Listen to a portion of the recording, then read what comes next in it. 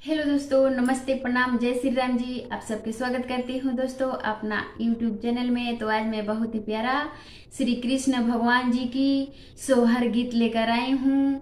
जन्मे पर ये सोहर गीत है दोस्तों, तो आप लोग बने रहिएगा। श्री कृष्ण भगवान जी का ये सोहर गीत सुनने के लिए अच्छा लगेगा तो जरूर छोटा सा प्यारा सा कमेंट कर दीजिएगा और गीत को लाइक कर दीजिएगा।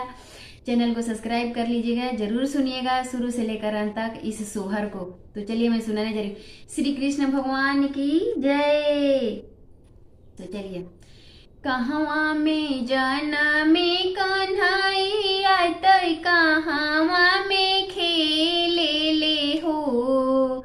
कहवा में जाना में कन्हैया तय कहवा में खेले ले हो। ललना छवाही दिन के कन्हैया त मुरली बजावे ले हो। ललना छवाही दिन के कन्हैया त मुरली बजावे ले हो। मथुरा में जाना में कन्हैया त गोकुला में खेले ले हो। मथुरा में जाना में कन्हैया तय गोकुला में खेले ले हो। ललना छवाही दिन के कन्हैया त मुरली बजावे ले हो। ललना छवाही दिन के कन्हैया त मुरली बजावे ले हो। केकराही कोखिया में जाना में के कराय गुदिया खेले ले हो। केकराही कोखिया में जाना में के कराय गुदिया खेले ले हो। ललना कथिए के झुलुआ बनावल कथी लगल डोरी हो। कन्हैया झूले ले पाला नवा हो। ललना कथिए के झुलुआ बनावल कथी लगल डोरी। कन्हैया झूले पालना हो। कन्हैया झूले पालना हो। देवकी के कोखिया में जाना में जसोदा गोदी खेले ले हो। देवकी के गोदिया में जाना में जसोदा गोदिया खेले ले हो। ललना चांदन के झुलुआ बनावल रेशम लगल डोरिया। कन्हैया झूले पालना हो।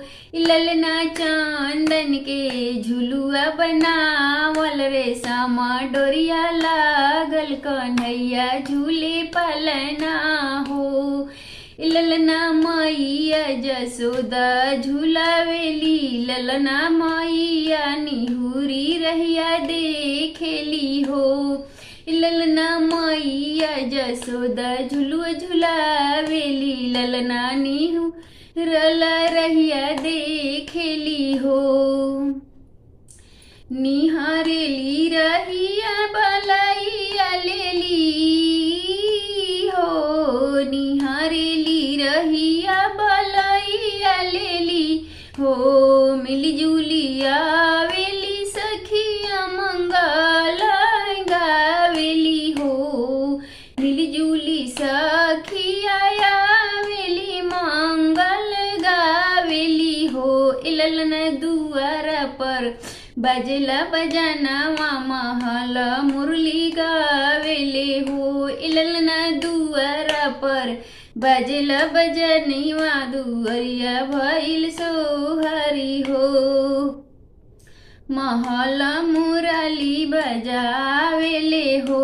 ललना छवाही दिन के कन्हैया त मुरली बजावेले हो। ललना छवाही दिन के कन्हैया त मुरली बजावेले हो।